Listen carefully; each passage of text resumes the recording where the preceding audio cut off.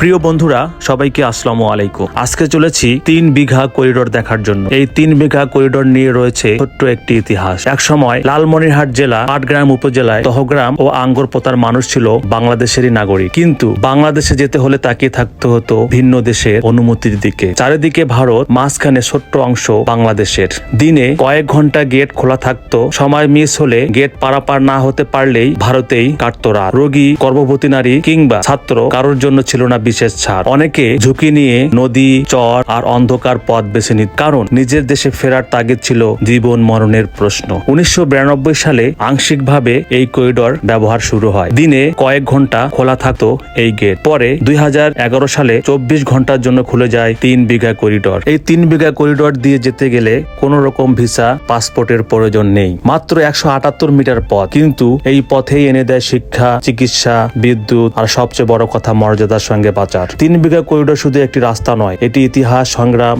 এবং স্বাধীনভাবে চলার এক নীরব বিজয়। আমরা চলেছি সেই 3 বিঘা করিডোর দেখার জন্য। দহগ্রাম ও আঙ্গরপোতা এলাকাটাও ঘুরে দেখানোর চেষ্টা করব এবং কয়েকজনের সঙ্গে কথা বলবো এই ভিডিওতে। ভিডিওটি সম্পূর্ণ দেখবেন, আশা করি আপনাদের ভালো লাগবে। ভালো লাগলে অবশ্যই লাইক, কমেন্ট করবেন, শেয়ার করে সবাইকে দেখার সুযোগ করে দিবেন।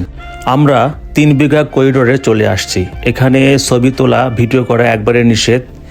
এই যে গেট দেখতে পারতেছেন, দুই দিকে ভারতের পতাকা, মাঝখানে গেট, এটাই কিন্তু ভারতের গেট। এই যে রাস্তা যাচ্ছে, অটোটা যাচ্ছে, এটা কিন্তু ভারতের রাস্তা। অটোটা হচ্ছে বাংলাদেশের, আমরা হচ্ছে বাংলাদেশি। দহগ্রাম ও আঙ্গরপোতার লোকজন এই রাস্তাটা ধরেই পাটগ্রামের সঙ্গে যুক্ত হয়েছে বা বাংলাদেশের সঙ্গে যুক্ত হয়েছে। এই যে আয়তনটা রয়েছে জায়গাটার, 3 বিঘা আয়তন রয়েছে। 3 বিঘা বিধায় এই করিডোরের নাম হয়েছে 3 বিঘা করিডোর। এবং এখানে দাঁড়ানো যাবে না, হেঁটে হেঁটে চলে যেতে হবে, নতুবা যানবাহনে করে চলে যেতে হবে। দাঁড়ানো নিষেধ এবং এখানে ঘোরাফেরাও নিষেধ। এখানে পার্ক রয়েছে, এটা ভারতীয়দের জন্য পার্ক। বাংলাদেশের লোক এখানে দাঁড়াতে পারবে না। সীমান্তবর্তী এলাকায় দেখেন, এখানে সীমানা রয়েছে এবং এই যে এটা কিন্তু ভারতের, এইদিকে দেখাও, এইদিকে ইন্ডিয়া লেখা আছে। একজন লোক, এটা কি আমার নিজের মালিকানা জমি? এটা আপনাদের? পর্যন্ত এরিয়াতে গেলে আপনাকে মানে ওই দিক থেকে গুলি করে বিএসএফ বা ধরবে। মানে ইন্ডিয়ার পার হইলে, প্লেয়ার পার হইলে ওরা ধরবে। এই পিলারে যে পিলার, হ্যাঁ প্লেয়ার আছে, প্লেয়ারে ওদিক দিয়ে পার হওয়া যাবে না, ওদিক পার হইলে বিএসএফ ধরবে। আচ্ছা আচ্ছা। আর যদি ভুলবশত মনে করেন যে আপনার গরু অথবা ছাগল গেল, তখন সেক্ষেত্রে কি হয়? সেক্ষেত্রে বিজিবিকে বলা হয়, বিজিবি আবার বিএসএফ কমান্ডার, হাই কমান্ডার গরু দিয়ে দেয়। ভারতের হোক আর বাংলাদেশের হোক, ভারতের প্রতিপক্ষকে বলা লাগবে। আচ্ছা আচ্ছা। তারপর গরু দিয়ে দেয়। দেখেন বন্ধুরা, একবারে সীমানা, মানে এনার জমির পরে মনে হয় ভারত। দেখেন সীমানা একবারে জমির কিনারায়। এই যে আপনি একবারে ভারতের একবার সীমান্তবর্তী, একদম কনারে, একবারে একটু মানে এক কদম পার হলেই যে ভারত। এই যে চাষাবাদ করেন, ভয় লাগে না আপনাকে? না না, ভয় লাগে না। এই কারণে ভয় লাগে না, ওরা আবাদ করে, আমাদের এলাকায় আমরা আবাদ করি।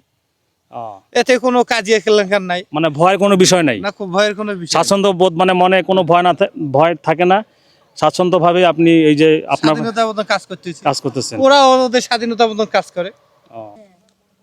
এই যে সীমানা, বকরি যদি চলে যায় ওইদিকে, ওই মানে ভিতরে যদি চলে যায়, তখন মানে যদি বাই চান্স চলে যায়, তখন কি পাইবেন না? আর ফেরত দিবে না? কোথায় আছে জানেন? ভারতে। ওপারে দেখেন, এই দিকে সীমানা আছে, ইন্ডিয়ার সীমানা। আমি কিন্তু মানে ভারতে প্রবেশ করেছি, এটা ভারতের মাটি।